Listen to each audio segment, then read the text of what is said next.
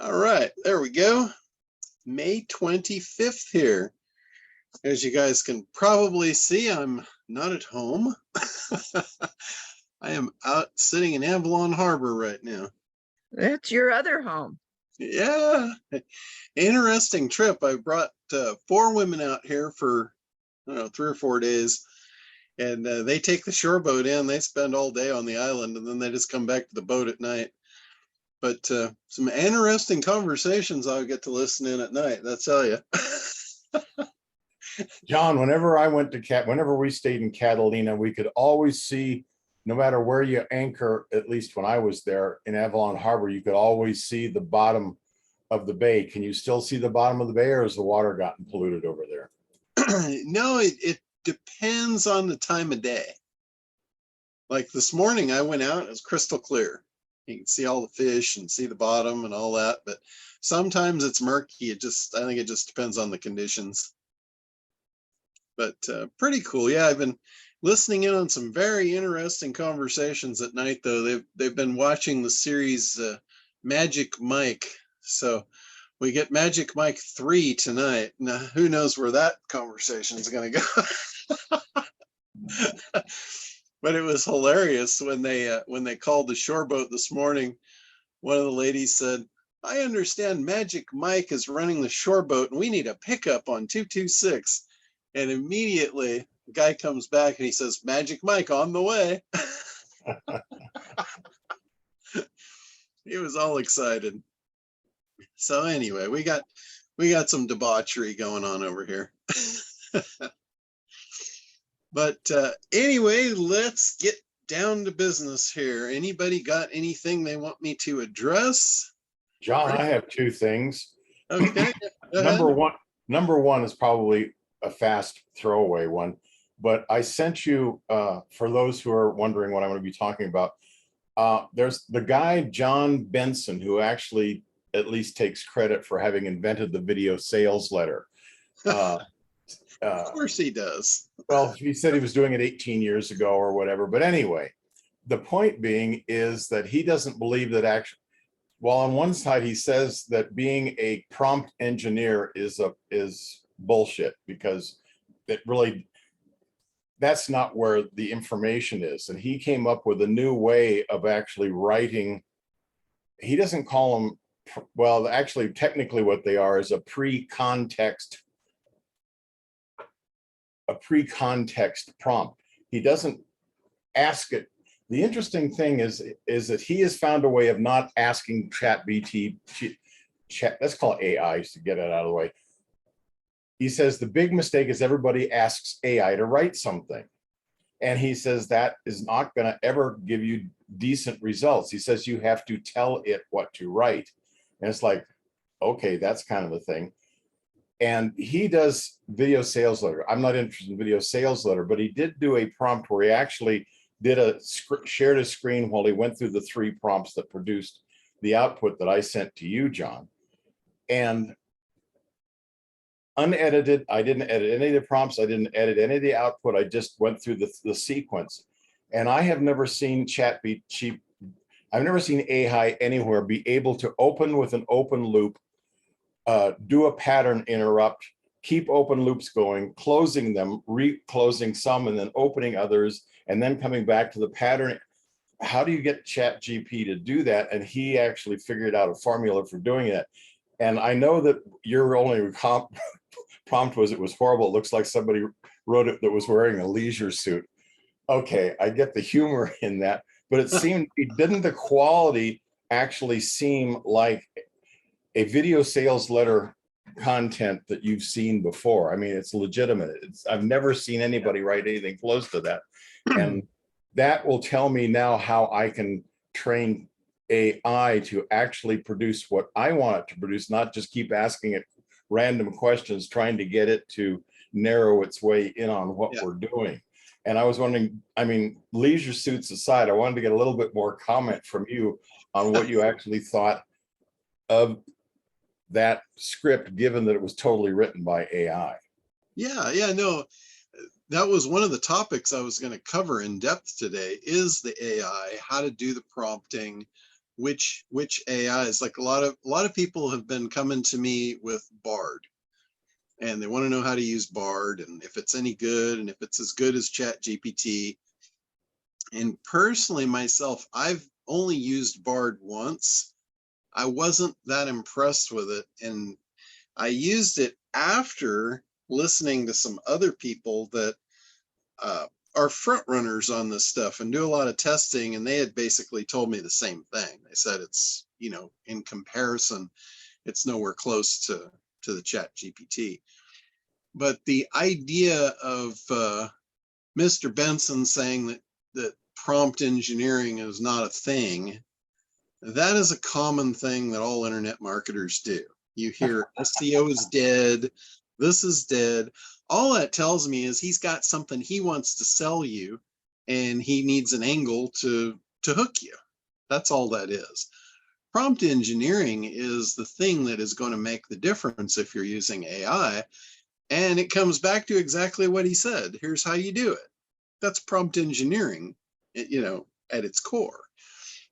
Now, there's a lot of stuff about the AI that if you understand fundamentally how it works, you'll get it to do pretty much whatever you want it to do. And one of the things is it doesn't have a database. It's not working on a database. It's actually learning as you go. Now it has, when I say it doesn't work on a database, it has access to all the information. Basically, from a given point back, it's read all the printed information that it has access to. So it can compile all that. It's got all that compiled data, and it can draw from it. But it does learn, and what you need it to do is you need it to learn what you want. And if you just ask it random questions, it's just going to give you random answers. It's just like hiring a copywriter. I guarantee you, if you hire a copywriter and you don't give him good information, he's not going to give you good product back. It's no different. The idea of anything that comes out is just new delivery mechanisms. Like AI it's not going to do anything that hasn't been available to you before. It's just making it easier. It's giving you copy. Yeah, well, what isn't the point of the AI the way it works currently, though, that's part of the problem is that when you ask it a question, it doesn't really think about it and compile it and spit it out. All it does is it looks at the words you said and then looks at the probability of what is the next word that it should write, and then the next word. It literally writes it one word at a time based on the probability of what the next word should be based on what came before it, which is kind of a complicated way of doing it. But the nut that he's cracked that I thought was really interesting is that what he gives it is he gives it like your 5 or 6 data points. In other words, your keywords, who it is, and that sort. And it very, very short prompts on this in terms of what he wants it to contain. And then what he does is he literally gives it an example of what he thinks is a good sales letter, not even necessarily on the topic that he's talking about, but a good form. And he does that 3 times. He gives it 3 data sets, says, here's the formula. And on the 4th one, he says, here's the data set I want. He says formula, and then he leaves it blank. And so that way, ChatGPT is using that data with the 3 previous examples that do contain open loops, that do contain pattern interrupts, that do contain all the really good stuff that really makes good writing really good, all the NLP stuff. And so it builds on that, and that's why the output. So I'm saying, okay, if I'm going to be doing, oh, guess what? Somebody once told me that lead magnets might be a good thing to look into. So I've been really looking into it. But you could train it to do the same thing for lead magnets and actually get better quality, good lead magnets. And that was what I thought was the magic in what I sent you, was that that's actually the key to how to make the thing work. Yeah. Well, I'm going to give you a link to watch that you might like even better than what you saw. Okay. And let me see here. got it right here. I'm going to put it in the chat for everybody. And I got this from Linda Kay, who's part of our group. She's one of my apprentices that I've been working with. And what this is, she has a lot of knowledge in commercial real estate, stuff like that. She sells a lot of high-end stuff. And she found this YouTube video I just put in the chat for everybody. And what she was asking me about Bard. And I told her, you know, what I knew about it, that ChatGPT was probably a much stronger solution for her. And she found this video and sent it back. She says, you were right on the money with that. Because this guy, he specializes in real estate prompts. And it's really, really cool. And if you look at some of the output that he's getting, like, you know, I was joking around when I told you it looked like somebody wrote that copy that was wearing a leisure suit. I was talking about, you know, that kind of a salesperson, leisure suit Larry, the kind that you just go, oh no, get the hell away from me. And it's probably because of the examples that he gave it. But Linda, she just popped on here now. We're talking about you, Linda. So she came up with that video, and this guy, he basically trains people on real estate prompts, and he sells them. You know, that's the whole reason behind training somebody on something, is to sell them deeper information, right? So that's his thing. He's selling real estate prompts. But if you compare the output of his versus the one that you sent me, I think you'll be very impressed, because he was prompting it with things that gave it exactly what it needed to give him spectacular information back. And, you know, in reading these things about, you know, and it's about commercial real estate, private real estate in a specific area, it was really good. I'm like, damn, you know, it made me want to buy that house. So definitely take a look at that video. It's definitely worth watching. But also it served two purposes. It also shows you the difference between ChatGPT and Bard, which is, you know, and like I said, I haven't used Bard much, but it came from very reliable sources that it was not near as good as ChatGPT. In fact, there was you guys remember 60 Minutes TV show? Well, there's a 60-minute episode about Bard, and they do some comparison to it. I was just randomly watching some stuff on YouTube, and that popped up as one of the things that plays after you watch another video, and it grabbed my attention. So I sat there and I watched the whole thing, and it was really interesting, the problems that Bard has. And one of the biggest ones that they mentioned was the hallucination problem.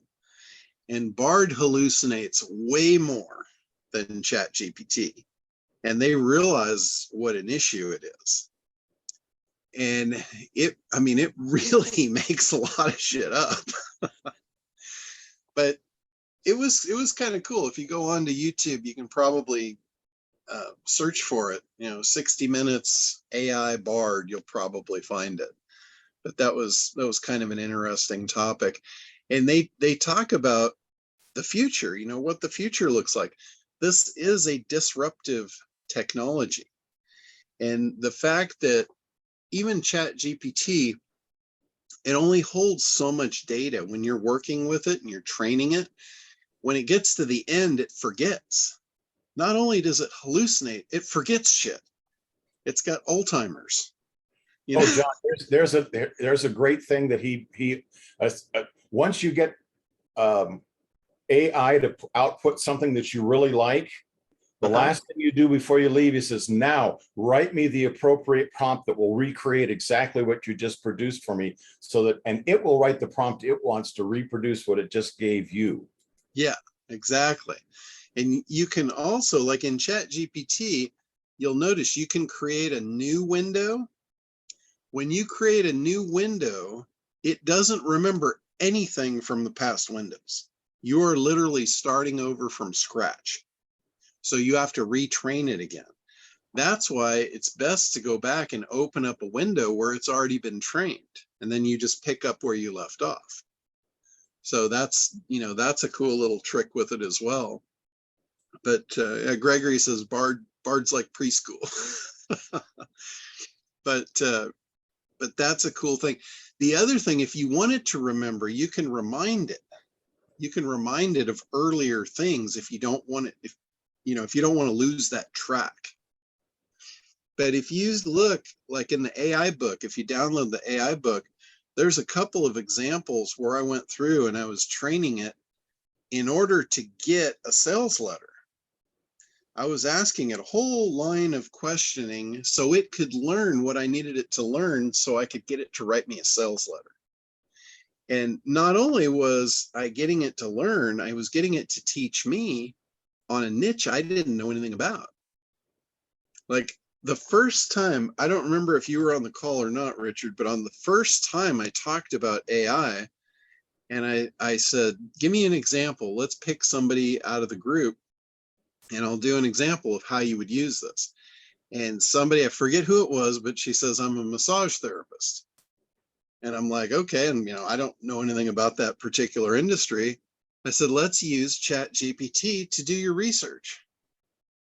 So I went on and I started asking it about the market, about segmenting the market, who is the most profitable segment of the market, what are the benefits of massage therapy, what are the common objections, how would you overcome the objections? And it was answering all this stuff. It was literally doing all the research for me. And in a matter of about 10 minutes, I had accomplished the majority of the research that you need to do for ACT. And by doing that, the machine now was trained on what I wanted. And then I said, how would you put together a sales letter for this? And it spit it out. I looked at it. I'm like, I wasn't really excited about it. And I said, could you do this in a more warm and inviting tone? And could you add some humor to it? And it spit out basically the same thing, but now it was a lot more humanized. So you can tell it, like, if you don't like what it does, you can tell it what you want. Say, that's just too cold. I need you to warm it up for me. Or make it more exciting, or make it more emotional. What are the emotional triggers that would push someone to want to purchase this? And then focus in on those. Pull the emotional triggers. Let's make this thing, let's make them feel it. So yeah, Sam.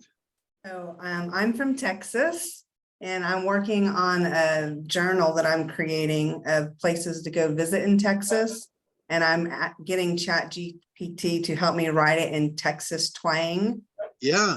And it's beautiful. It's so easy. I give it what I want to rewrite this to where it has the Texas twang, and bloop, it's all there. It's perfect. Yeah, exactly. And going back to the analysis document, if you've downloaded the analysis sheets and stuff out of the ACT program, you'll notice in the workbook, there's a thing in there about where they live. Is there common slang? Like in the South and in Texas, they have a whole different language. And that's when you're in the creation mode, you are creating clear, concise communication to that particular avatar. And if they speak a different language, you better learn it, or you're not going to sell to them. It's just that simple. You show up and you start talking in the Southern drawl and talking y'alls and all this stuff, they're going to go, wow, this person's my friend. It's like, we love to see the person in the mirror because it reminds us of us. I wonder why. Because it is us, right? So that should be your favorite person. The person in the mirror should be your favorite person. And if you can meet someone that's just like them, you're likely to have them be your second favorite person. So that's the idea of what a good salesperson does, is they try and mirror. So if you don't understand who you're talking to, and if they have a language and you're not speaking it, you are going to be an outsider.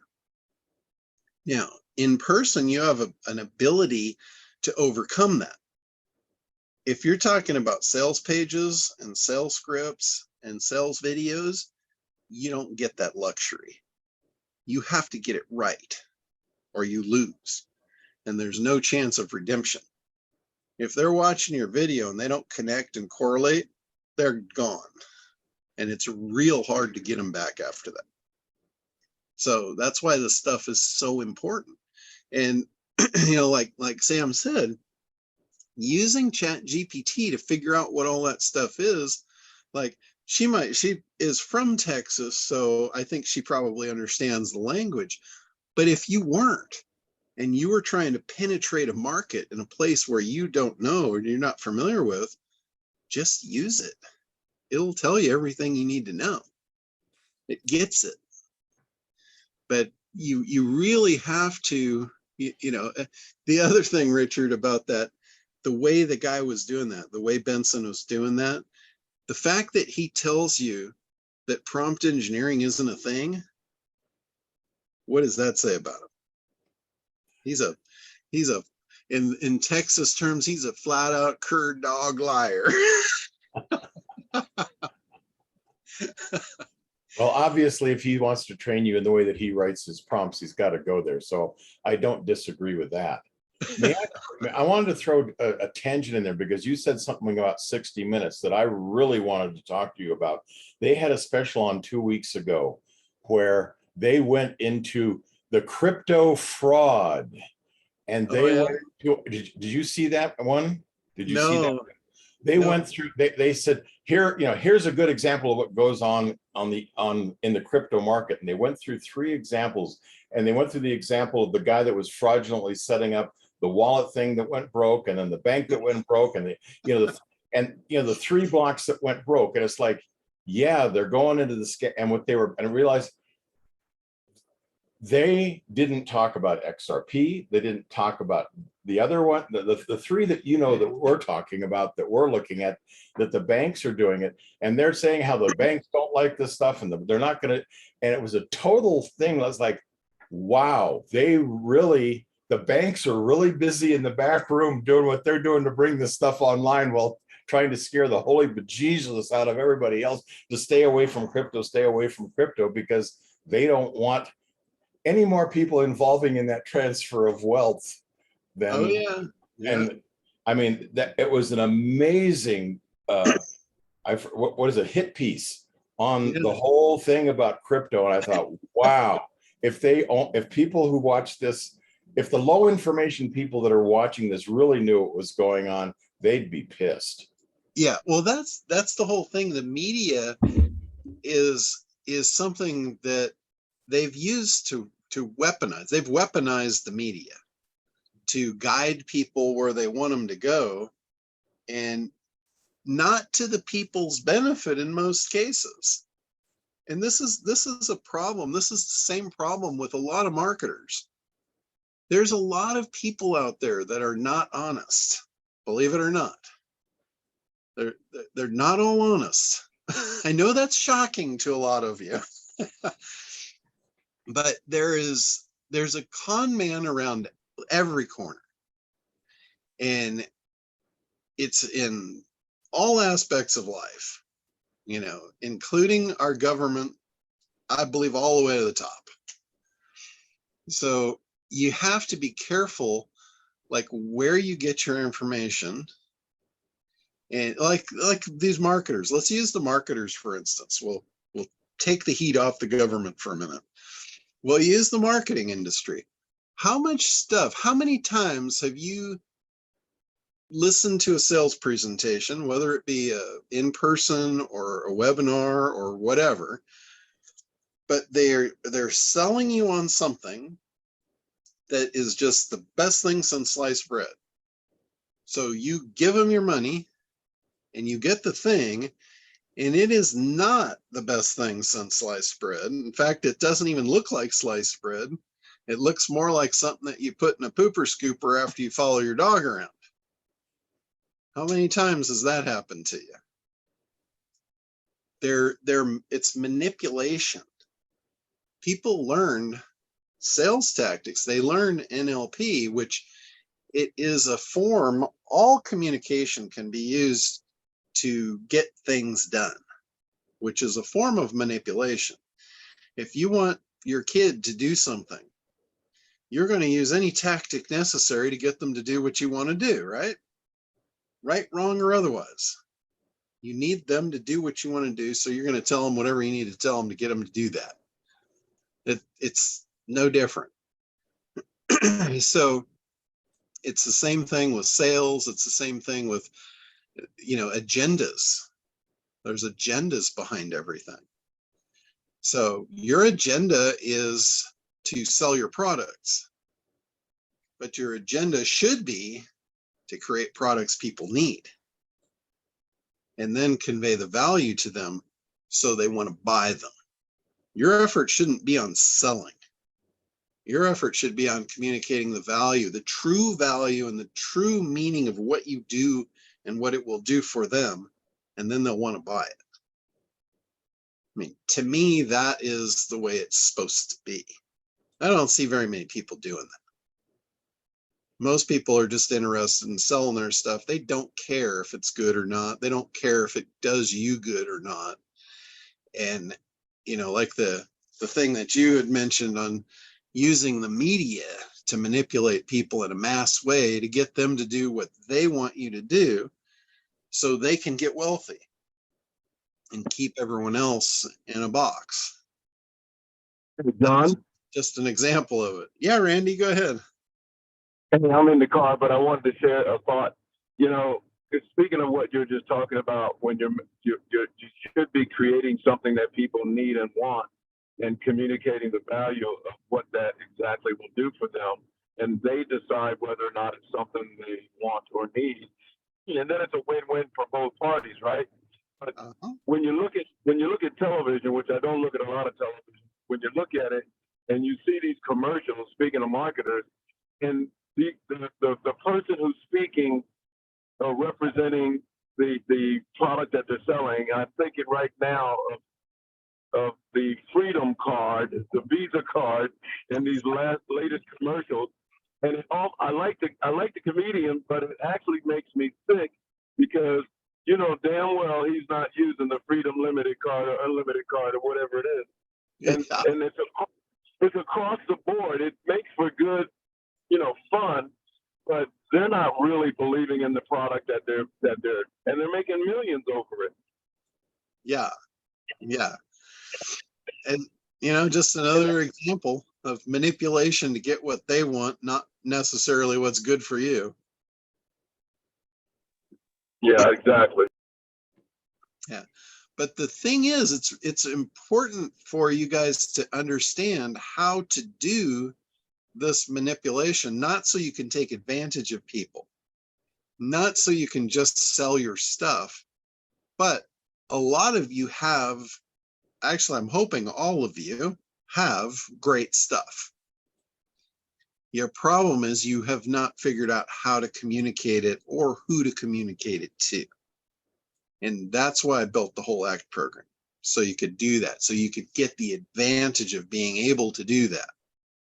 There's so many entrepreneurs that never figure it out. And they wind up struggling to the point of giving up. They throw in the towel. I know a lot of people that have great stuff that couldn't survive in business. Most of them, this is very common in what do they call them? Inventors. Inventors have massive egos, at least most of the ones that I know. Massive egos. They are know-it-alls, like to nobody's business, to an extreme. And you cannot tell them anything because they already know it all. The thing is, they don't.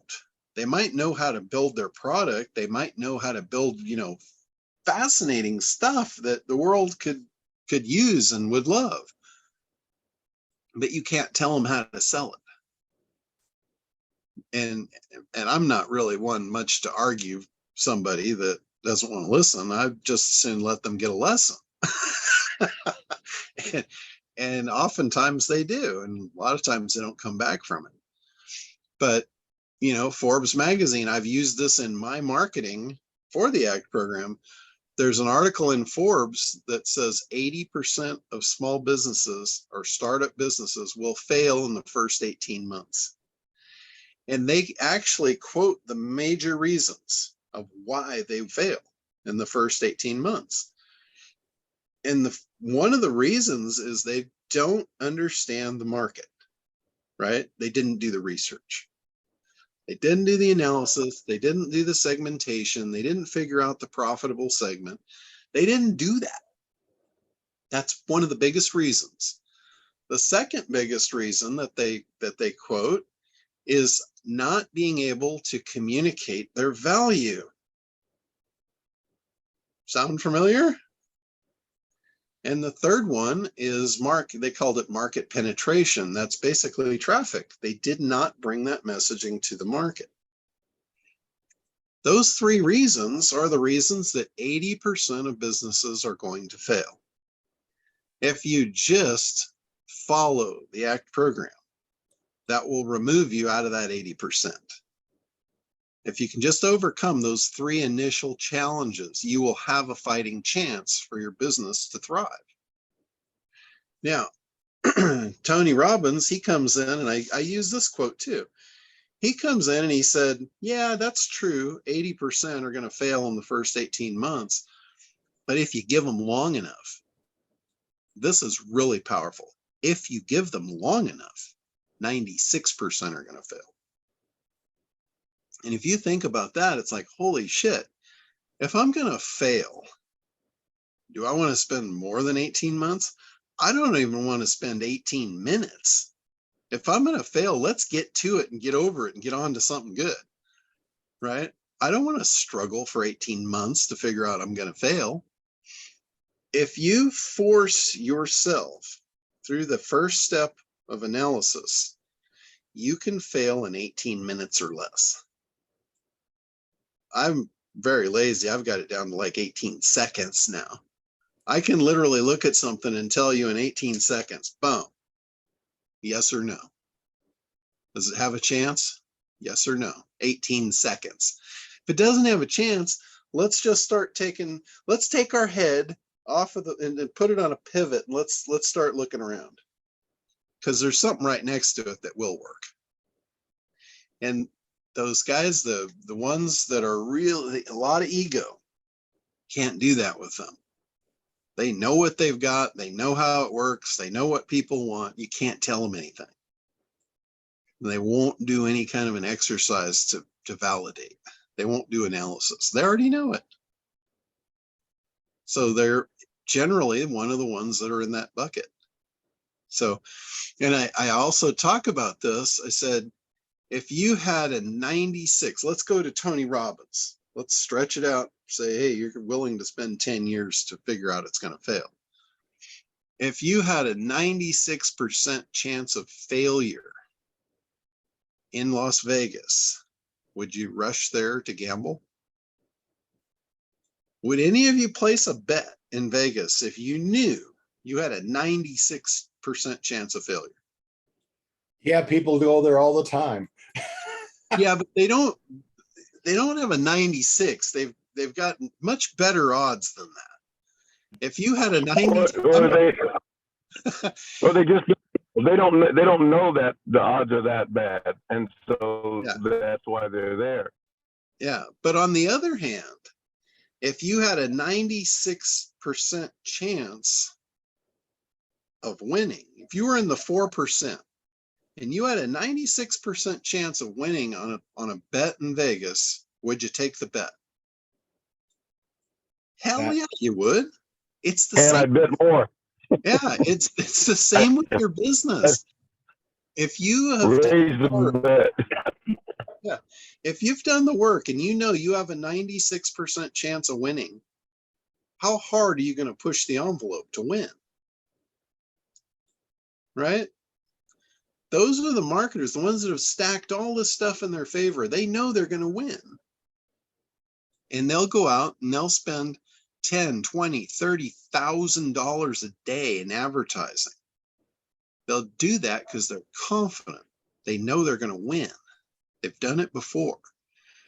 The stuff works the same every time. Once you learn the system, once you learn how to grab attention, create demand and desire, eliminate objections, and make an offer, it works the same every time. It's not like it works on Tuesday, you know, on the 5th month.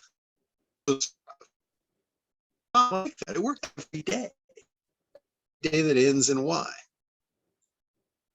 You know, it's a formula. It's like a recipe. So Roger, you got your hand up there. Hey, thanks, John. You can hear me okay? Yep. All right. So I have a question about copywriting tone, and here's the question. Okay. I believe that people sell on landing pages using the tried and true formula. Now, I'm not talking big idea. I'm talking when you're in the body of the copy, that you are using the excited, you preemptively overcome the objections, you use proof points, and you write long copy, right? With opportunities to buy all the way down the page. But there's a tone to it that's a very, man, you gotta have this, you gotta get this. That, to me, that's more desperation. A lot of people sell, you can feel it. There's oh, I can't live without this, I'm willing to buy this now, especially for a lower cost item. Whereas in our coaching, Michelle and I's, we are much more considered, and we discuss what your needs are and what's going to be a good fit. It's a much more reserved program, because we don't want to push people into things that will compromise their relationship, their marriage. So do we reflect our real tone in our copy on our landing page, or and potentially not generate and garner the excitement we need to make the initial sale? Or do we use that enthusiastic sales copy, get them in, where they're then in the comforting embrace of a more considered environment? Okay, so for you specifically, for what you're doing, I think you need to be more real than more excited. And one of the things that will make you attractive, and this, you know, if you're going to sell something, you have to make it attractive, right?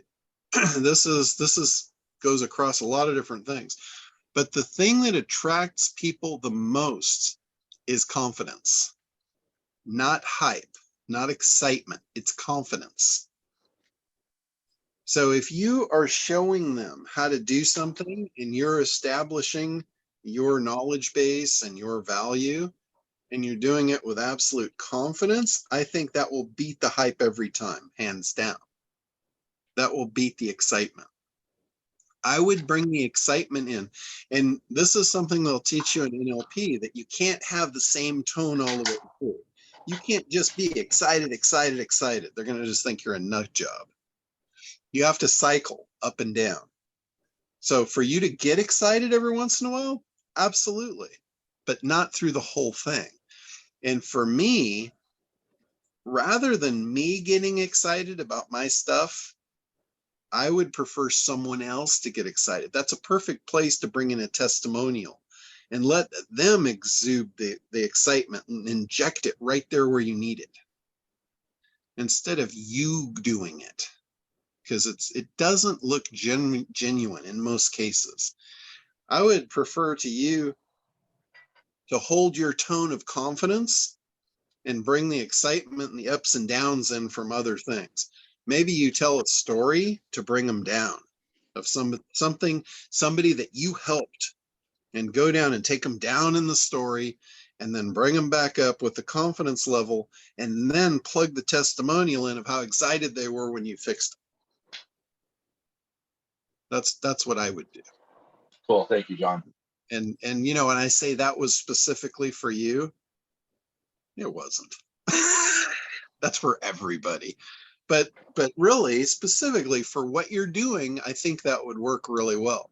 I also think it would work really well in almost any one of us here, because confidence is the leader. You can't get leadership without confidence. If the people you're leading are not confident in your ability, they're not going to follow you. And if they're not going to follow you, they're not going to buy from you. So hopefully I think that would work for anybody here. Cool. So, And John, would you agree? Would you agree if they're following you, which everyone wants followers, fans, etc.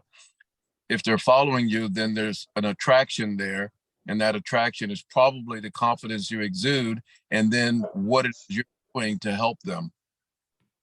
yeah.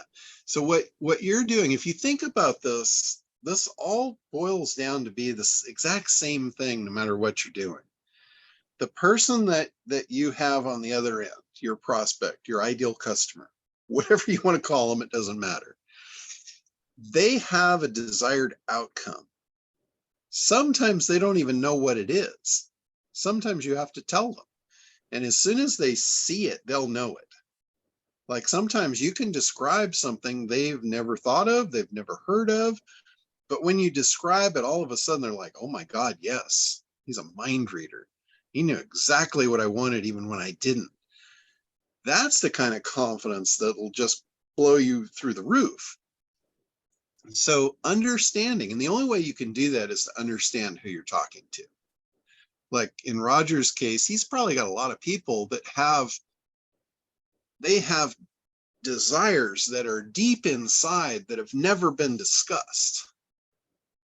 And to them, they might not think it's even something that should be discussed. But then all of a sudden, they meet someone that's got the confidence of, hey, you're not crazy, you're not evil, you're not whatever, you're not a deviant, you're just a normal guy, in a world that's messed up. Let me show you how to get what you want out of life. It's the same thing. You describe something that your prospect wants, and you exude that confidence, and you show them it's normal and they can have it and they shouldn't be without it. Hey, I know how to get it. Who do you think they want to make friends with? The guy that knows how to get them what they want, or the gal that knows how to get them what they want. That's the thing. And when you create demand and desire, the absolute best way for you to create demand and desire is for you to demonstrate that you know how to get them where they want to go, how to get them what they want. And, if you follow Frank Kern's mode, for some of you guys, you probably don't know who that is. He's a famous internet marketer.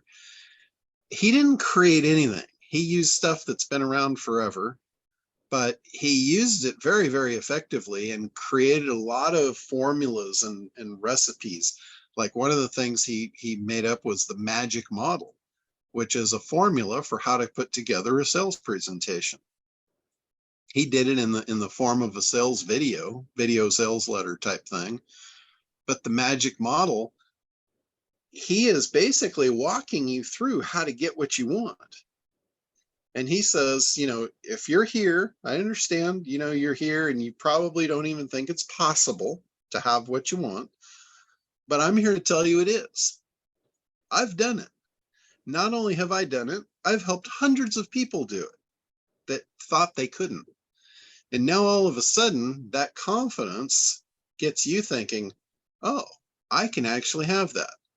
I still don't know how, but this guy's so confident, it makes me believe I can have this. So what does that do to my demand and desire now to get it? Just 2 minutes ago, I had it out of mind, out of sight, out of mind. Didn't think I could have it, so just tuned it out.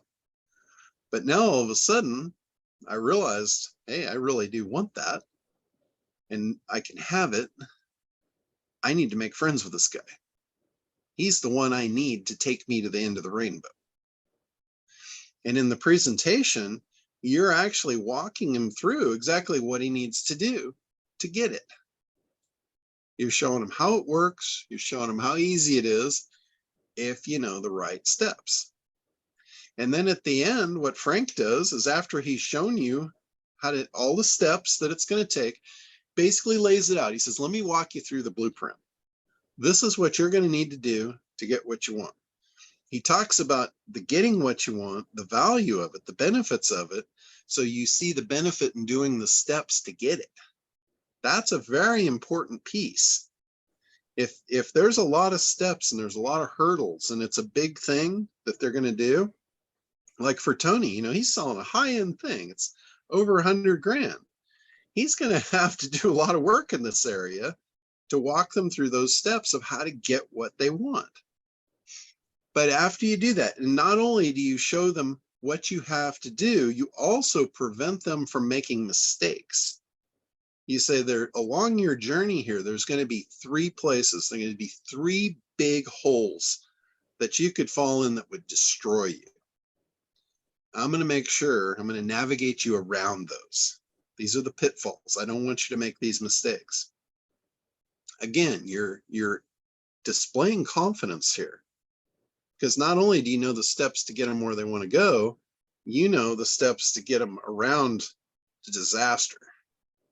That's as important as the other piece. So you're telling them everything. You're basically saying, here's all the things you need to do. Here's the things you need to avoid and stay away from. And then at the end of that, what do you think he does? What do you think his offer is? His offer is just to help you. It's called a done with you service. He helps you take those steps. A lot of people will pay a lot of money. Look at how many coaches are out there. The coaching business is absolutely booming because a coach is there to help you take the steps to get what you want, right? That's all. The coach isn't there to do it for you. The coach is there to guide you. The coach is there to help you get there faster. Make sure you avoid the landmines. And another brain to bounce things off of. You know, they say 2 heads is better than 1. When you have a coach, you've got that advantage. You have the 2 heads working together. So that's his done with you service. Now, there's also people that they don't want to do stuff. They want stuff, but they don't want to do stuff. And again, this is understanding your avatar. If you've got a person that is a more of a done for you person, not a done with you, not a do-it-yourselfer, you don't try and force them through that process. That's just painful for them. You're not going to be speaking their language. You're not going to be the person they want to be friends with. They're going to want to get away from you. So they don't want to do all that work. They're like, that's not the guy for me. So you have to have a fundamental understanding of your audience, or in a lot of cases, you'll have both. And this is a matter of where you segment. If you have people that want to do it themselves and they need the coach and they need the help, you can create a group coaching program. You don't have to do it one-on-one. You can create to serve that community, serve that group. You can make a lot of money doing group coaching. You can walk 100 or 1,000 or 10,000 people. Look at Tony Robbins. That's what he's doing. He's doing the done with you. He's got his thing where he walks, hundreds of thousands of people through business coaching. And he makes a lot of money doing it. That's what he's doing. It's done with you. He doesn't do any done for you. It's all done with you. But if you have done for you people in your group, they're the ones that will pay the most money. They will pay a lot of money for done for you services. It's probably the most lucrative bucket that you'll find. That was one thing that when I went to Perry's thing in Las Vegas, he was talking about some things that they have just figured out recently, selling high ticket items. Most people that are going to buy a high ticket item, they're high net worth individuals. They have a different outlook on their time. They'll sign up for a webinar because they want the benefit. They want the outcome. So they will sign up for it, but they will not show up for it, nor will they watch the recording. So their intentions are there. You hook them. They're easy to hook because high net worth individuals are easy to hook. They want things. They want them now. So they're easy to hook. It's like a hungry fish swimming by. He'll just bite anything, right? But getting them in the boat is a different story.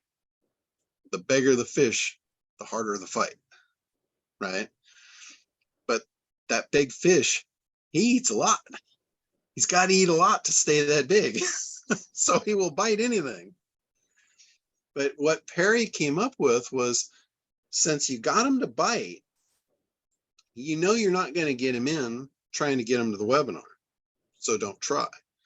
You know you're not going to get him to watch the replay. So don't try. So what does he do? He calls them. He has a salesperson literally call that high net worth individual and said, hey, I saw that you signed up for our webinar. I know that you're probably the kind of person that doesn't want to sit through a webinar. And all of a sudden they go, yeah, you're right about that. I know you want the outcome. So let's just get you right into the program. I can let you avoid all the hoopla that all the cattle are going to go through to get to the pasture to graze. I'll just take you there. And they sell them a very, very high percentage of those people. They sell them that way because they understand them now. John, So, how do you know the people that sign up in your webinar, which are the high net worth individuals? I was gonna ask that question. generally, if you're selling, if you've done the thing right, generally all of them are. It's going to be almost 100%. Like if you're selling a high-end thing, somebody that's not a high net worth individual is not going to sign up for it, right? Like Linda Kay, for instance, if she's selling $100 million commercial building, are you going to sign up to watch the webinar for that? Probably not. But the guy that's interested in that thing, yeah, he'll sign up for it, but he's not going to show up to watch the webinar. Part two to that question, John. I don't think you reveal the price of your high-end package when you are having people sign up for a webinar. Well, you don't need to in a lot of cases. And if you're targeting low income people, you haven't done the research properly. You know, like there's going to be groups like take Linda, for instance. I'll lean on her. I'm gonna put the pressure on her today. I've got big shoulders. I can handle it. If she's selling $100 million complex, right? She's going to figure out who's interested in that. She's not going to spend her money advertising to a broad market. She's not going to go after just the basic real estate base, right? They can't afford it. She's going to target down. She's going to get a list of people that are in that ballpark that could buy that building. Remember the 3 pillars of a profitable market. It has to be big enough to support the sales goals. The higher end your product is, the smaller the market size needs to be. Like my guy that sells $100 million water parks, he doesn't need 1 million people. He needs about 1 a year. He doesn't need a massive market to sell a water park. Linda doesn't need a massive market. She doesn't need 5,000 people to sell a $100 million project to. She needs 1. So if her audience group is 10 individuals, 10 high net worth individuals, and she only needs 1, 10 is enough. Doesn't have to be massive. It needs to be big enough to support your sales goals. Now, if you need to sell 10 of them, then 10 is not big enough. But if you only need to sell 1 and you got 10 people that could buy that thing, that's big enough to me. So when I say your market size needs to be big enough, you need to look at it. What's big enough look like for you? How many do you need to sell? Remember, it's your sales goal. What do you need to sell to fulfill your freedom number. Remember, the first exercise I teach you guys is, what do you want out of life? How many units do you need to move to make that happen? That's how many you need to sell. So when you look at your profitable market, is it big enough for you to support your sales goals? So if it's only 10, how much do you think Linda could afford to pay to attract those 10 people? She could spend a lot. Whoever can spend the most for their marketing is going to win. Now, if she went after a mass market to try and get those 10 people, how much could she afford to spend on each one? Not very much. Not enough to attract the one that she really needed. So she would fail. See how important this stuff is to really get this right? You need to get this right if you're going to win. So John, I got a quick question if nobody's hand is up. Okay, go ahead. So if you're not if you're not selling a widget, but your clients are in 3 or 4, let's just say 4 or 5 categories, then, and each one of them either has a business or each one of them has their own source of income. You're saying you need to know each one of those individuals' basic incomes in order to, I guess, identify whether or not you should even spend any time there? Yes. And remember the second leg of the pyramid, or actually it's the third leg of the pyramid. The first one is you got to have enough people in the marketplace to fulfill your sales goal, right? We got that one locked down. The second one is, of those people that are in that marketplace, what you're providing has to be enough value that they're going to want it. It has to either solve a problem or fulfill a need or give them a goal level that is going to be worthy of them actually wanting it, right? Otherwise, you won't be able to create the demand and desire to make the sale. So you have to have that in place. And the third leg is they have to be able to afford it. Remember my story, we can't sell lobster on Skid Row, even though they want it. They don't have the money for it. Right. So if you've pinned that down and you've got a market size that's big enough, you understand who they are, you're going to obviously know where they are because you understand who they are. And if you know they can afford it and you know that they're going to want it, you've got a winner. You spend everything that you can afford to spend to penetrate that market and make the sales that you need to fulfill your sales goals. That makes sense? Yeah. Mm-hmm. And I mean, that's how you win a war. You win a war with the right strategy. You don't walk onto the battlefield without a plan, or you're going to wind up, all your soldiers are going to wind up in body bags. Now, that sounds a little dark, but that's the reality. Business is like war. You're fighting, you're literally fighting a war. You have enemy, you have competitors, you have all kinds of enemy. There is a ton of enemy in a business. And if you're not prepared to fight that enemy on all flanks, you're going to lose. Yeah.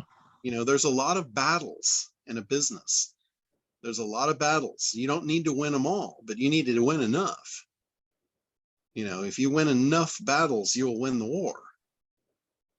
But the more strategy that you have, the more planned you are, the more battles you'll win, and the more successful you'll be, and the more chance you'll have of winning the war and being in the 4%. Believe me, there's some advantages of being in the 4%. I'm floating on one right now. I like it. It's a nice place to be. So, but it's all strategic.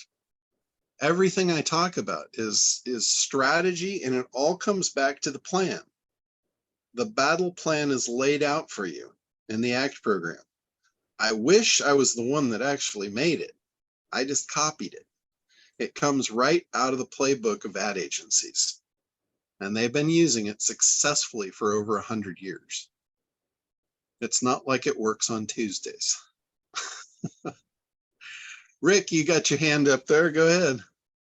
Yeah, kind of following Roger and then some of the comments that that you had. What's the power of somebody, say in the coaching world, if that coach has experienced what the desired outcome is of the client or the person seeking to solve a problem? I'm wondering, for example, if coaching or something that the coach has is able to help that client, that help the coach, does that have power to the client? Absolutely, because that's proof. That's proof that it worked. The proof that it worked for you is as good as the proof of a testimonial that it worked for someone else. Now, if you can demonstrate that it worked for you, and this is another one of the marketing models, it's called the reluctant hero story. A lot of times sales copy is written in a storyline format. Stories sell. There's no doubt about it. Stories are incredibly powerful in creating emotion and attaching people to you. And if you can tell a story that they can see themselves in you, then they will want what you've got. So the reluctant hero story goes something like this. I was suffering from XYZ, and you're talking to someone that suffers from XYZ. So you talk about your battle. They see themselves in you right now, because that's where they are right now. They're like, wow, this guy gets me. He understands. He's actually done this and been here. And then you basically, that's the down part. We talked with Roger, I talked about cycles up and down. So that's the down part, because they're down here. You're up here now, but they're down here. So you come down, you dive down, and you meet them at their level. You connect, and then you bring them up. You're cycling them up. They're going to start feeling good inside. What's better than getting someone to feel good if you want them to buy from you? There's the outcome that they want. Yeah, exactly. So then, because you did it, that's one level, right? So you have now demonstrated that you got out of here and you know how to do it, right? But then the reluctant hero part comes in, and this is the really powerful part of the emotion. You could say, I got it. I got to where I wanted to be, and it was great. Life was awesome. But, everybody wanted to know how I did it. And I was shy. I'm not somebody that, wants to go out and boast and all this. I just want to be to myself, and I just want to enjoy what I did, what I've got. Right? That's the reluctant hero. But then the reluctant hero, the reason he's reluctant is to share the information to help others. But he says, so many people ask me, and then I decided, okay, well, I shared the information with one person. And to my surprise, it worked. In fact, it worked better than when I did it myself. And then I shared it with someone else, and it worked even better for them. And I think it was because I got better at doing it myself by sharing it with them. The thing just became stronger. And you see how I'm cycling up now. I'm getting excited. I told Roger not to get excited, but there's places where you can get excited, So you cycle them down, you cycle them up, and then you say, finally, I decided to just, this was too good to keep to myself. I was reluctant, but I'm a reluctant hero. So I went ahead, I built the course, I put it out to the world, and now it's helping people just like you.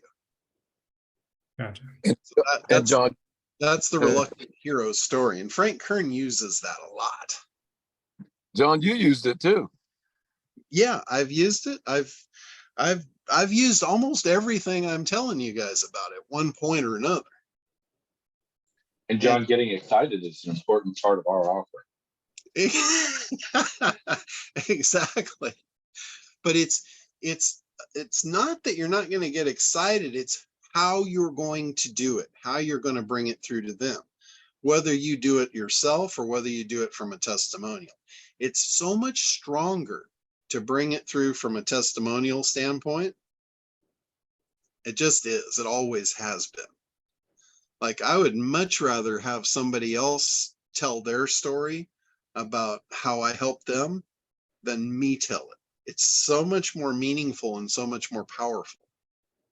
It's third-party verification. You know, when we talk about claim proof benefit, the claim is me saying it. The proof is somebody else saying it, yeah, that it actually worked for me. And then we restate the benefit, claim proof benefit. That is a really, really powerful tool. That's So a really powerful you- strategy. You use both. I use anything I need to use. I mean, I've got a massive toolbox full of all kinds of good shit. And I will dip into it and use anything at my disposal to do what I need to do. Mhm.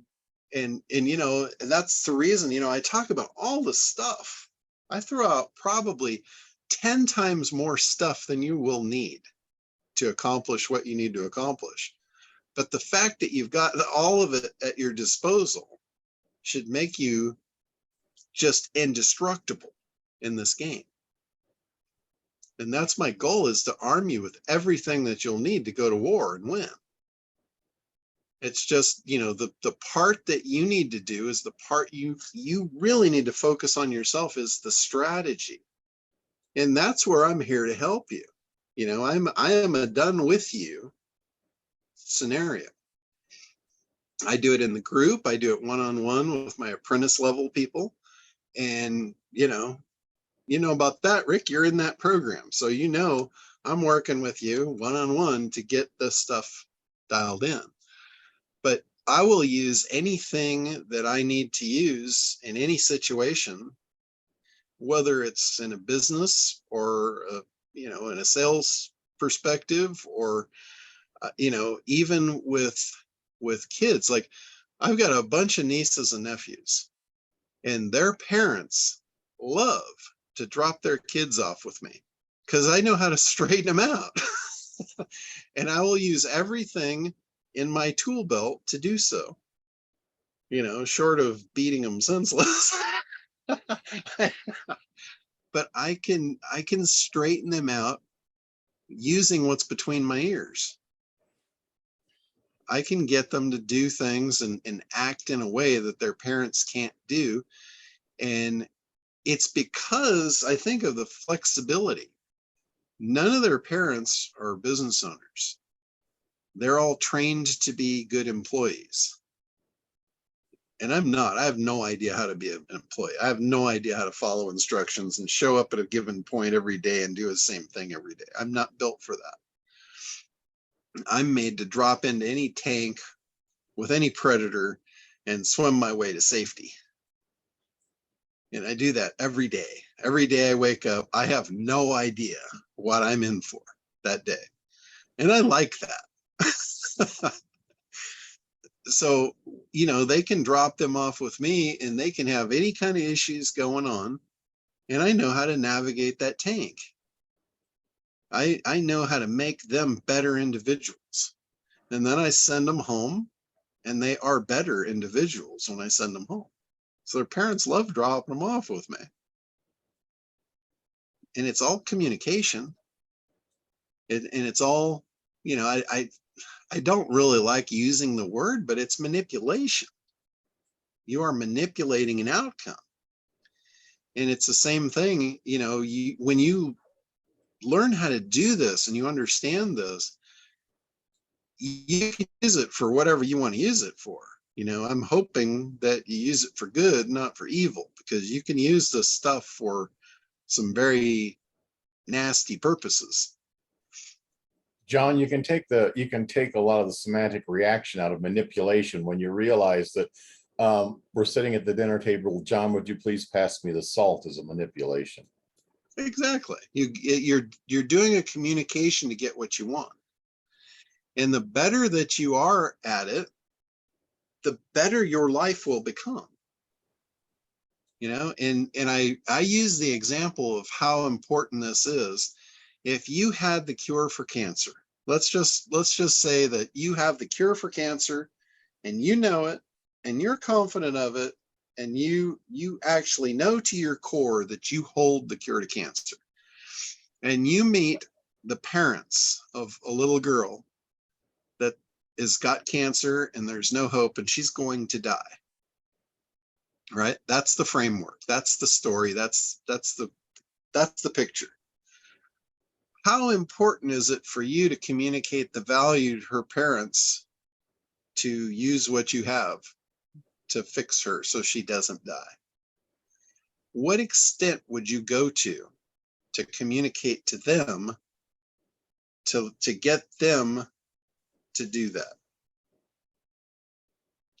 That's the value behind being a good salesperson, is being able to manipulate the situation to get what you want. You want to save the little girl, right? The parents might be anti whatever your cure is, they might be anti that. They might have gone to a doctor and the doctor told them there's no hope and everything's snake oil and people are just going to rip you off. So you need to have the ability to reverse that belief. And it was given to you by Benjamin Franklin. Every objection is based on a belief. If they have a belief that you don't have the cure for cancer, they're not going to buy it, and the little girl's going to die. So Benjamin Franklin handed you a very powerful tool to put in your tool belt. And it is the formula, claim, proof, benefit. You can have the claim that you have the cure for cancer, but if they have the opposite belief that it doesn't work, you're at a dead wall. So you have to prove it. That's where the claim is just the beginning. You have to prove it. When you prove it, now all of a sudden, their belief is not good anymore. You've proved that they're wrong. A sane person won't argue if they're wrong, if they know they're wrong, because it'll make them look stupid. Most people don't want to look stupid. So that's where the proof is so important. The claim and the proof and the benefit that this little girl's going to grow up and they're going to get to walk her down the aisle and see her have a successful, beautiful life. Pretty big benefit, right? We don't have a problem with the benefit. We don't have a problem with the claim. We have a problem with the proof right there. You need to dig deep to make sure you can prove that point, that your claim is correct. So it's all about the tools. And like I said, I will use anything at my disposal to do what I need to do to save that little girl. Right? There's nothing I wouldn't dig out of the tool belt to do that if I knew I had the cure for her. So, and if you get to the point where you are that powerful, you will be unstoppable in selling your stuff. If you've got good stuff and you want to share it with the world, that's what you're going to have to do. Jim, you had your hand up? Yeah, just a quick comment. I know we're over time, but yesterday I heard somebody talking about overcoming the fear of marketing, you know, say a business that helps business owners. And earlier you talked about 96% of businesses failing at some point. And he talked about, okay, what if there was somebody that you didn't market to, you didn't reach out to, and you were afraid, and their business failed and they committed suicide? Yeah. And it was just, it really hit me, like, get out of my own way and be bold, outreach and help more people. Yeah. Was it the story of the little girl that caught you on that? Well, it was just a different example. Yeah, because it's the same story. Exactly. It's the fact of how will you feel if that little girl dies and you could have saved her. How will you feel? Yeah, the That- feeling is really important. That will kill your fear. That will overcome your fear if you are that confident and you know how you'll feel if she dies. It's the same story. It's a metaphor. I just put it in a wrapper that had the most emotion I could possibly think of. You know, most of us would go to the ends of the earth to save some little girl, right? Even if we didn't know her. Or a little boy, it doesn't matter, a kid. Most of us, if you've got half a heart in you, you would do the same thing. And I know you guys all do. That's why I threw that story out. It wasn't a real story. That was just, you know, a fabrication to prove an example. So again, the fact that I'll go to any extent to get you guys to understand how important this stuff is. Because you're all my little girls. I'm trying to save you.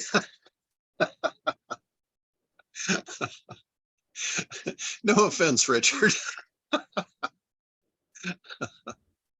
Again, just another metaphor. But it's really powerful stuff. And you know, there's all kinds of different tactics and stuff, but it all really boils down to strategies. There's a million strategies, and which one is right? Like I see there's a lot of people now that are selling the idea of storytelling, and they're bringing you in to learn how to do stories. Stories are incredibly important, but don't get caught up. This is the one thing I've seen some of these guys doing is they're telling you you need your story, and it's not a story. It's not one story. You have a million stories. What you need to learn is how to tell them, not how to create one story. You need to have a story based on whatever tank you're dropped into at any given point in any given day. You need to be able to pull from all your experience, all the experience you've observed, to pull the right story together on the fly in an instant. That's an incredibly powerful skill. And all the tools that I'm showing you how to use and all that is to provide you the ammunition to be able to do that. It's all the things that you'll need to be able to swim in any tank with any predator. So, backstroke, front stroke, you know, breaststroke, it doesn't matter how you swim, how deep the water is, what's going to try and eat you. You need to be able to swim in the tank to safety. So, all right. Other questions here? I do have one, John. All right. I want to get clear, more clear. I want you to go into the weeds for me with specifically how backlinks work. In other words, Okay. one of the things that I realize if I'm going to go after the manufacturers market you talked about, if I go after the B2B manufacturers with that $2 to $10 million in annual sales, and I'm giving away a lead magnet that we normally charge anywhere from $1,000 to $3,000 to put together, because that's about the going price for putting together a lead magnet. And I'm not going to a local business who's going to faint if I want to charge them $300 for doing it. So I've corrected that course. But so if I give them their lead magnet, the questions I have is, okay, the widget for the lead magnet is going to be created on Kartra, which is at my ACO1 category, or yeah.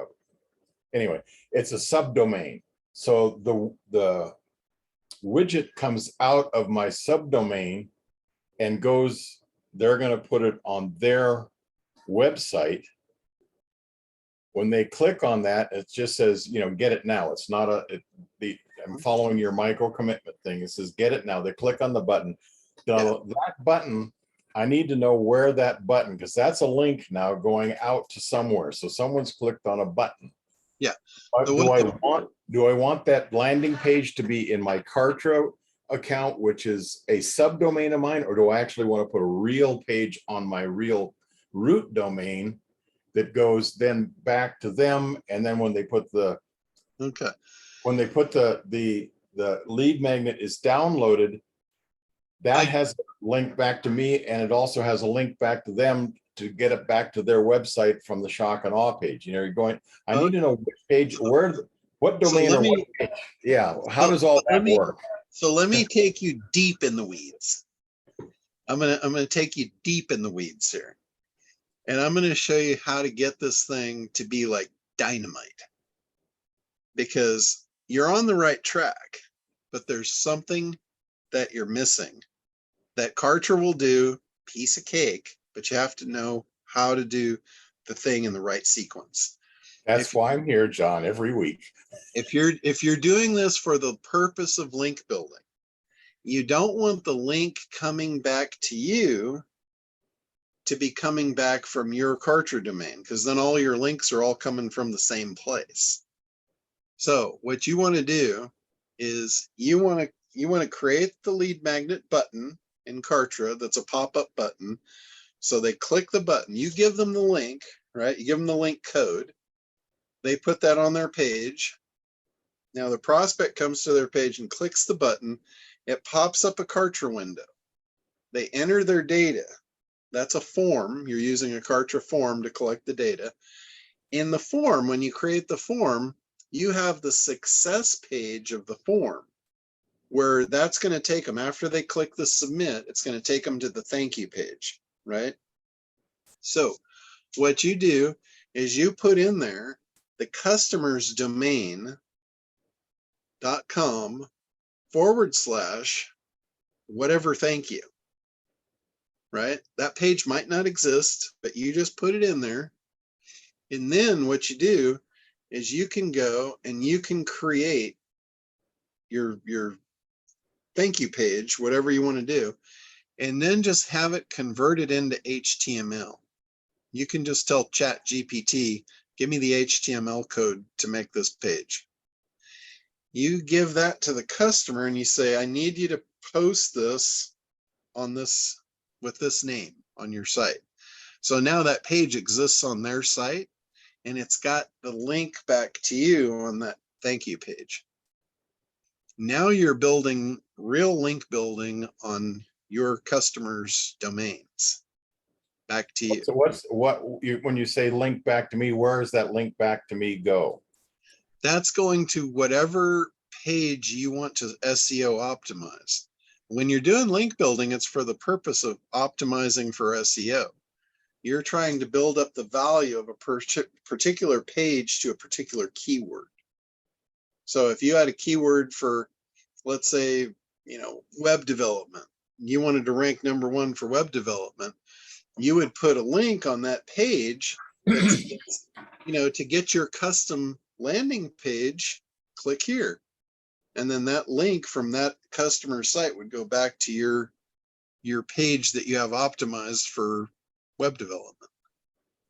Okay, I was basically wanted to use it for, lead generation.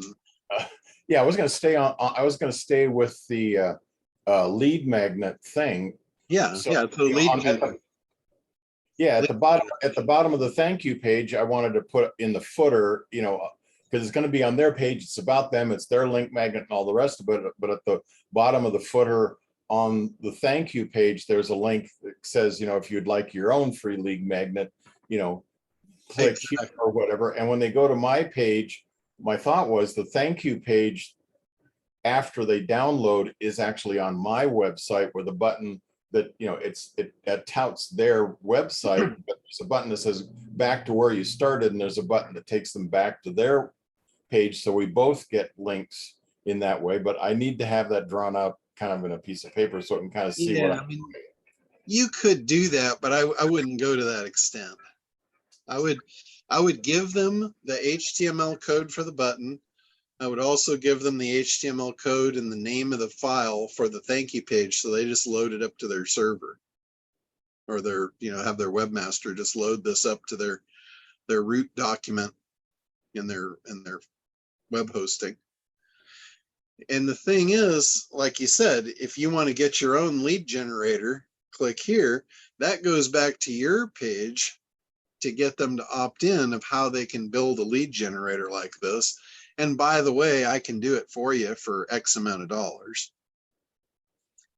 Yeah, well, I figured if they see a lead magnet, they say this lead magnet was free. Would you like your own free lead magnet? Because I realized that the process of getting to know their business well enough to be able to actually create a lead magnet, if it hasn't written the entire sales script I need to sell them everything else I want to know, then I'm not doing the job right. Because I can go back to them and say, here's your lead magnet. By the way, do you want to know what I found out during the process of, you know, putting this thing together? I have a real legitimate reason for doing it.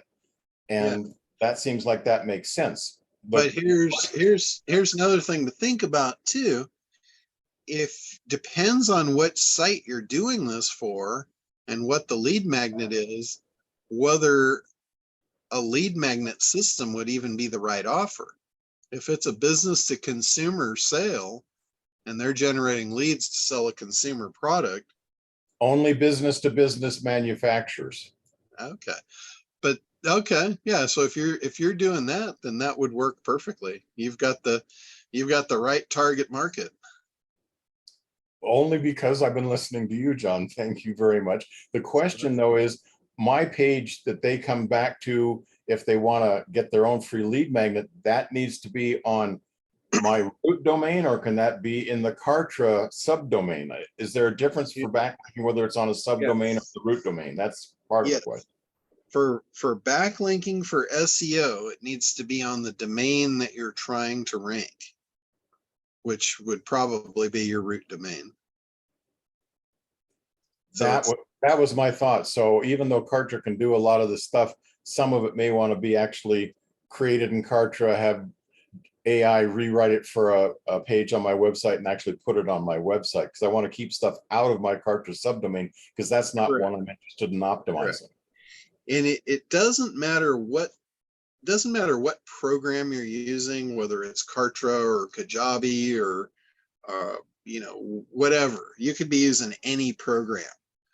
The pages that I've seen that are the easiest to optimize and rank the best are generally WordPress pages, you know, or regular HTML pages that are coded properly. Because the on-page optimization for a Kartra page, you can't put the kind of on-page optimization on a template builder site than you can on a site that you have control over. There's a lot of stuff that you can do, you know, if you do it on your base domain. You have a lot more horsepower. Okay, so because one of the things that does sound like an excellent strategy for you, what you've just designed out there. That is a phenomenal program. It's exactly what I had in mind when I was talking about it. Well, thank you. I've been listening to you enough. I divined your thought process and recreated it here. Yeah. Just for those little nuances, you think you got an absolute winner. Well, thank you. And I want to make sure that I can find where to learn enough to do Kartra, because up to now, I'm one of these guys that while I can build a car from the ground up and I know what the little tiny spring and the valve and the carburetor does and why it does it, I don't get the same level of complexity here. And unfortunately, I know how much you love Kartra, so I hate speaking ill of your favorite thing, but it's really old technology. It doesn't have chatbots. It doesn't have a lot of this stuff, which is why I think High Level is killing it. But I'm trying to figure out how to get that functionality within Kartra. And it sounds to me like I'm going to have to try and duct tape Zapier together along with Twilio and some other things in order to be able to do some of the stuff that High Levels does natively, because I don't want to start on a process and then try and switch over to a different platform and stuff, particularly if High Level is going to go the way of the Goonie Bird like you think it's going to. So how do I, is Zapier my only savior when it comes to getting Kartra to do these other things, and I'm actually going to in fact be duct taping a lot of this stuff together to make it work? It's not really, yeah, it is. I guess it would be duct taping if you want to look at it that way, but it's really just connecting, you know, external stuff to to your existing. It's just like, you know, you've got a WordPress site and you're connecting Kartra to it just for additional functionality. Yeah, that's kind of what I'm looking at, is the because Kartra apparently now has their own agency level, which is, sounds to me, and that's another question I wanted to get clear here. It sounds to me like they're doing a parallel of what Go High Level does. If you have the agency level Kartra account, then you can give out infinite number of Kartra accounts to your people and charge them and that sort of thing. That's how they describe the agency platform, which comes as part of the Kartra thing. Am I misunderstanding? It's not really like that. Kartra is a set price. So let's say it's $99 a month, right? $100 a month. We'll just round it off. It's $100 a month set fee per account. So if you're an agency, basically you have two ways to do it. You can either connect to an existing Kartra account, so it's in your agency, so you can edit it from one control panel, and they own their account, they pay for their account, you just control it. That's one way. Or you can buy additional accounts under your agency at the same price as you would get it as an affiliate. Like they give $40 commission for affiliate. So you're able to buy the account for $60 because they're just giving you the affiliate fee off. So it's the same thing, whether you sell it to your customer at 100 and you're getting 40, or you buy it for 60 and you give it to your customer for 100. It's the same thing, but they want the $100 to be the set standard retail price.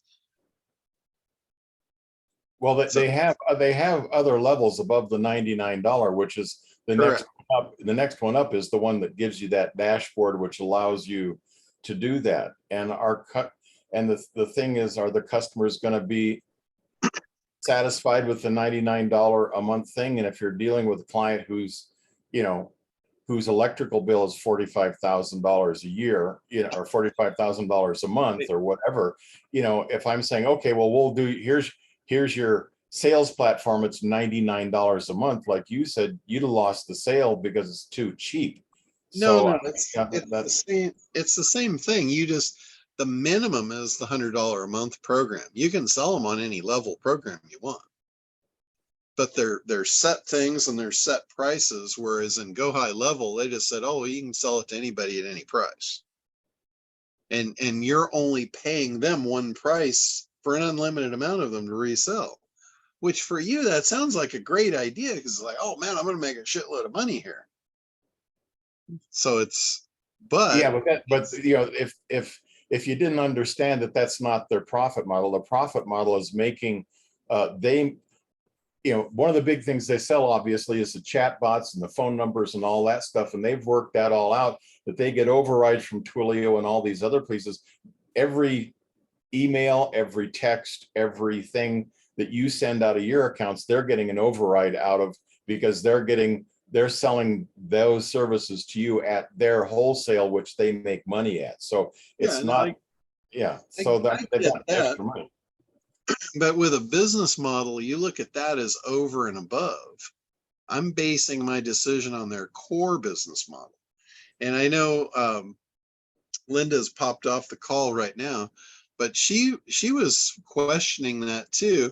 And I did a little 2-minute research, and I dug up the annual revenue of Kartra versus Go High Level, the place where the organizations are based, the amount of customers they serve, and the amount of employees they have. And I gave her those 4 data points, and I said, which business would you invest in? And she said, oh, without a doubt, Kartra. I said, that's where my decision comes from. Okay, well, that certainly makes sense. I just wish Kartra was easier to use and more intuitive. So that's why I've got to at least learn some of it. Because up to this point, I am the guy that just says, okay, this is what I want done, and I found a guy that will do it and that sort of stuff. But he's a little more, he's gotten good and gotten better and gotten more expensive. So And I don't know it really is, all of the programs are going to be hard and difficult and what have you. Even go high level, it looks simpler, but I guarantee you there's a lot of shit to set up in there. Oh, no, without a doubt, you do not, I will tell you right now, do not, if you're even considering high level, do not do it unless you are a coder or know one that's willing to work for you, because you can't, a person who's a low information coder like myself can't make that thing work. I tried for 4 months and I couldn't. It's like I said earlier in the call, there's people that will use tactics to sell you stuff that's not true, and they say go high level is way easier to use than Kartra, and it's not. It's not. Maybe it might be more intuitive to some people the way they've got things laid out, but I got to tell you, once you understand the fundamentals of Kartra and you layer on, you can't bite it off and chew it all at once. But if you get in and you use it, and you use it on a regular basis and you get a skill level, it's not a difficult program. And it just isn't. Well, there's things like padding and kerning and all that sort of stuff that high level will do that Kartra just flat won't do. If you're going to get kerning and that sort of stuff, a lot of times you got to take a guess, create it, publish it, see if it shows up. I mean, you're back to the old coding stuff as opposed to being really truly drag and drop. Yeah, well, that's another thing with Kartra. There's a lot of stuff that's hidden under layers. Like I bet you almost anything you want to do, I could show you how to do it in Kartra. Well, John, I remember when I first looked at Kartra, I thought it was too hard, and I thought I really could run circles with one shopping cart that would blow people's mind. And I looked at Kartra and thought it was too hard. Now I look at everything, including one shopping cart, and go, how hard that stuff is compared to Kartra. But you went through an extensive training, that extensive 2-day training you did. Totally, it's like it took it from black and white to color. You know what I mean? And that's exactly what I think, Richard, every one of us finds with whatever tools we're using is we either haven't had the guidance on how to use it right, or, all right, we're looking at it with rose-colored glasses. All right, we're looking at it with the vision we have, right? And I'll admit, Kartra is difficult. Like I set up 3 agencies, and going through setting up someone else's Kartra was a little bit harder for me than it was my own. But you know what I mean? But I could imagine trying to figure out how to do it and go high level and set it up for a client at the same time. I couldn't imagine that. Yeah, it's the same thing. It's like anything's going to be hard if you don't know how to do it. It's a learning curve. I mean, Kartra is got tough things, and I still test things in Kartra. Let me see if this will work type thing, because but I get stuff stuck. And how many times I think, John, I've messaged you, hey, I'm stuck on this. How do I get out of this now that I've screwed it up? And John bails me out every time. Yeah, I think you experiment. Just to confirm, what is the Kartra is in the back area somewhere. What is it called? So I make sure I find it correctly, because I'm going to have to bite the bullet. I think I'm going to spend my Memorial Day weekend learning Kartra, or at least getting somewhat literate in it. Or you can pay somebody who does it for you, Richard. Yeah, I've got those. Well, that's what I want to do, but I want to find somebody that's charging less than $20 or $25 an hour. My thought was I should be able to find somebody that'll do it for $10 an hour. I'm not looking for the $5 an hour. That to me is kind of gouging, but I'm willing to pay $10 an hour for that kind of stuff. And well, Linda is one of my apprentices, and she's got Kartra, she's got outsourcers. And I spent a little bit of time and trained one of her outsources to do all of her Kartra stuff. And, he picked it up really quickly. And, he's a Filipino guy. It's probably, $5 or $6 an hour. Well, I've heard that everywhere from a lot of people who are selling stuff, John, saying it's easy to here's how you find people and all that sort of stuff. But I'm finding that a lot of times it takes longer to find somebody to do it than if you actually tried to learn Kartra and create it yourself. I mean, short of going through Well, the Richard, what kind process- of deal do you want to make for me to run it for you? well, let's talk. $7 an hour. I'll give you 7, Tim. No, I do it for a fixed fee a month. That's what we do, but we do for ours as part of a package. All right.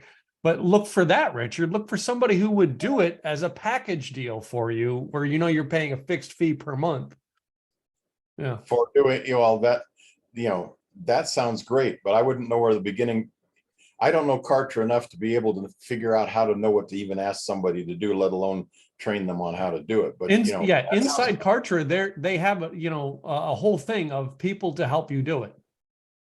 There's a whole thing on. There is, right, John? I want to. I can't remember where I've seen it, but yeah. I've seen that, and they're the most expensive people because they're getting subsidized by Kartra to say that they know how to do it.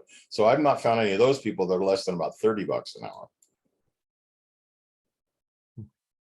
Yeah, the higher the skill level, the more you're going to pay. If you get somebody if you want somebody cheap, that's called an employee, or in this world, an outsourcer that works for you. Exactly. If you go to is the outsourcing process really the one of going through and submitting the same job to 35 different people and seeing first off which one actually writes back and uses the code keyword to start the sentence so they actually read the instructions, and going through all that process? Is that really the best way to actually, or the only way to actually really get somebody that you can sort through and find by going through that process?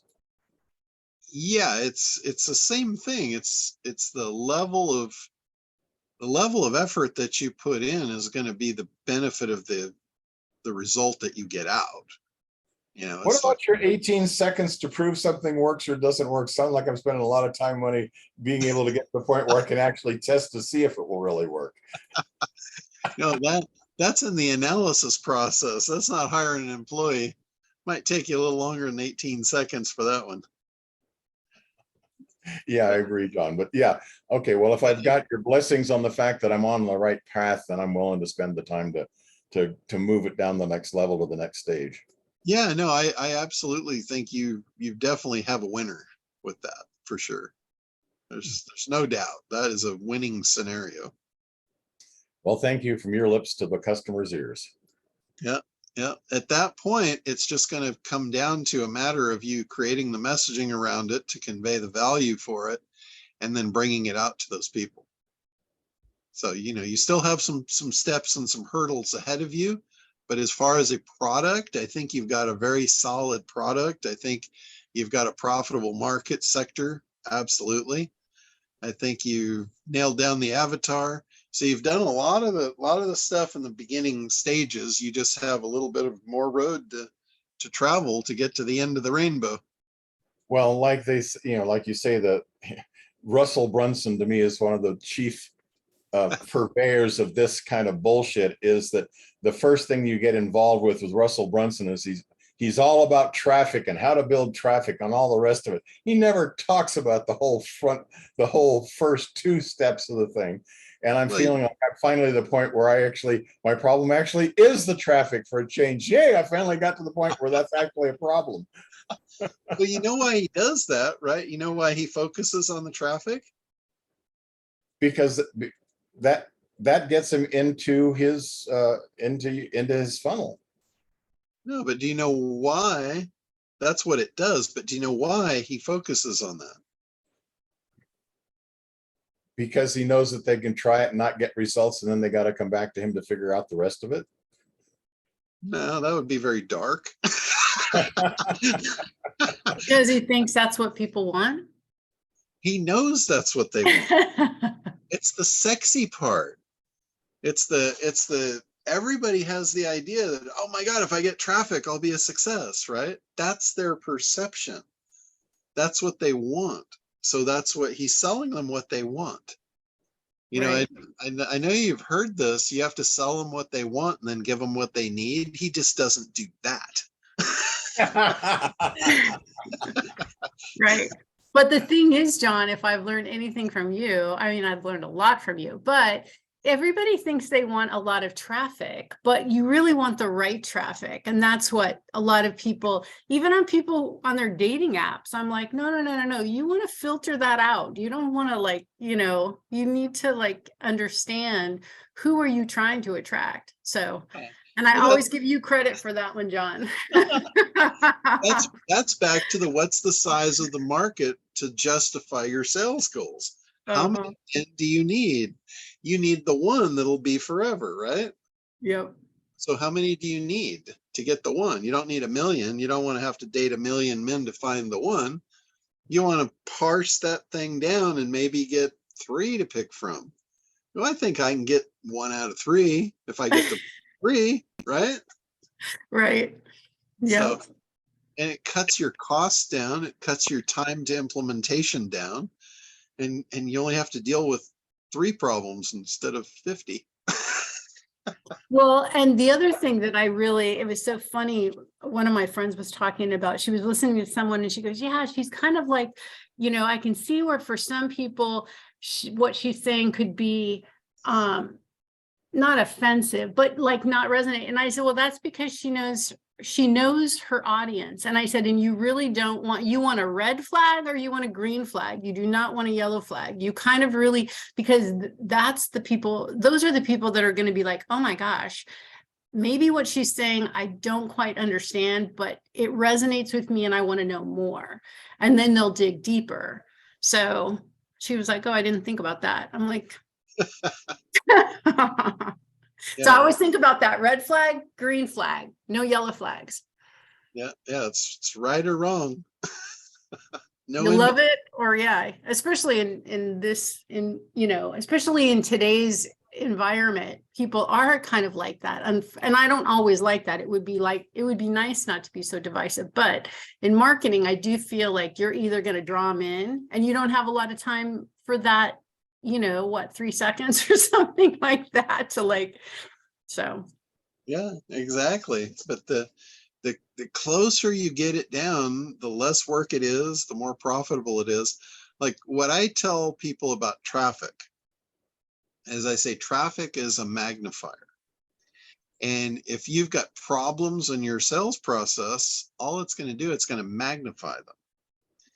If you have a perfect selling machine and everybody you throw in turns into a sale and you make money, it's going to magnify that. So if you're to that point in your business, then I think traffic is probably the most important thing you can focus on. But if every new person that comes in, you don't have the sales process down and it's clunky and it just wastes your time and you don't make a sale, that's a problem and it's going to magnify that. Imagine if that's where you were in your business and you really didn't have your shit figured out and every person that came to you just ate up a bunch of your time and you really didn't know how to sell to them and all that. Would you want 100 of those coming at you a day? Nope. It would kill you. It would finish you off. So it's a magnifier. Traffic is like a magnifier. Yep. So you don't want to magnify problems. That's why I say put traffic off. Just forget about traffic until you figure out your sales process. Bring people in 1 at a time, 2 at a time, test it, get it right, make sure it converts. Then if it converts, now you got something worthy of magnifying. But try not to magnify your problems. Good point. Well, this has been an amazing call. I took so many notes and I love that story you talked about the little girl and what Jim shared about a business owner who, because I'm, not facing my fear of going out and actually, marketing or whatever. And let's say they fail. I mean, it's really sad to think of how many business owners fail. Yeah. And I know it's not on you that they failed, but you might think it is. Like, if you didn't help that person and they committed suicide because they couldn't make their business work, that could weigh heavy on a lot of people. Yeah. I think it just reconfirms just that we all are here for a purpose and we all have something, like you said, that we have to offer that can help people, and to get out there and just help people. So thank you, because it was really good. There's so many things today that were really were very meaningful. So Awesome. Yeah, I mean, it's like, that's why we're here. We're here to do good. We're not just put here to be mischievous and evil. We're here to do good. Speaking of doing good, Hi, Janie. hi. When you compared Uplevel and Kartra, have you compared Actionera, the new platform? I've never even heard of that one. Yeah, it's called Actionera. It's Robert Evans and Iman Agai. Okay. Yeah, there's a ton of platforms out there. Usually what happens when I find something that works, I stop looking. Yeah. I stop looking at all the shiny objects and stuff. And I know I think Richard was one of the ones that kept throwing out oh God, what was it? What was the one that Mike Filsame went into after Kartra?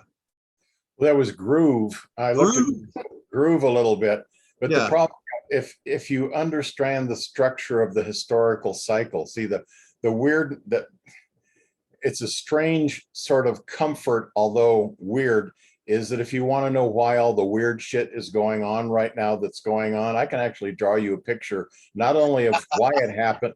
No kidding. Structurally, why it happens, you can say, oh shit, that's why it's happening. And also, it's not just that's what's happening.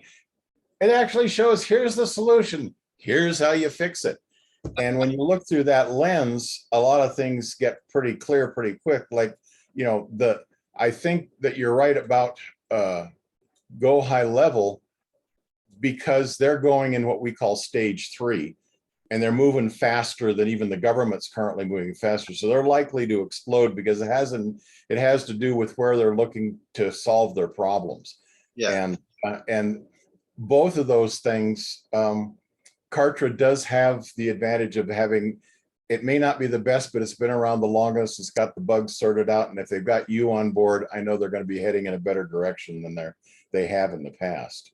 Yeah, but that thing with Groove, you know, Groove was the same team basically that built Kartra, and then they moved to Groove. And unfortunately, they didn't have the programmer because he passed away. The real genius mastermind that laid the foundation for Kajabi and Kartra and many others, he basically had passed away. He had cancer and he died. That was Andy Jenkins. And so Mike Filsame went into that without the mastermind programmer behind it.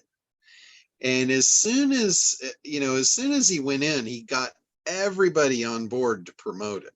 And the way they were promoting it was by the lifetime version of it.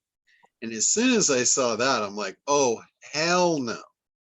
As soon as an internet marketer starts selling something with a lifetime version, that tells me they have no intention of being there very long. They're going to get everybody's money and then they're going to drop it, because they have no incentive. If you pay them all the money up front, they have no incentive to support the thing. Right? And they were pushing that so hard. Get in now. Give us, your one-time fee and you'll have it forever. And they were pushing that so hard and saying, we're only going to do this for the next 3 days. And that went on for 3 years. Get in now before it ends. And now, how many times do you hear about Groove? Yeah, a little bit. Yeah. And anybody I've talked to that got into Groove is very gone. Yeah. Very disappointed. Yeah. Never fulfilled on any of the promises. Thank you, John. Welcome home. All right. Anything else before we wrap up today? And I'm still not home, but I am in a very happy spot. Well, you're in your other home. Have fun. Yeah, it's funny. The boats are piling in here because of the holiday weekend. Yeah. Yesterday, the whole harbor was empty. We were we were probably 3 boats in the whole harbor. Oh, yeah. Now they're just Well- as fast as they can see. They're coming in, coming in, coming in. John, Stay real quick safe. before you go, there's 3 warships in harbor. I'm Yeah. not sure if they're in San Pedro or the Seal Beach Weapons Station or Yeah. in Long Beach. But on the way home, you'll be able to see them. I'm going to go down and hopefully take a tour tomorrow. Oh, cool. Yeah. A friend of mine told me they're doing a big thing in San Pedro. Right. Big At event. the Iowa. Yeah. I forget what he called it, but there's going to be a lot of activity down there this weekend. Fleet Week. Fleet Week. That's it. Yeah. Yeah. Yeah. Cool. All right, wanted to pass that on. All right, I have to run. I have a 1 o'clock. Take care. All right. Bye. All right. Blessings. Be safe, everyone. All right. Yeah. Thank you everybody for being on, and another great session. Thanks, John. John, have fun. All right. We will talk to you next week. Bye. Bye-bye.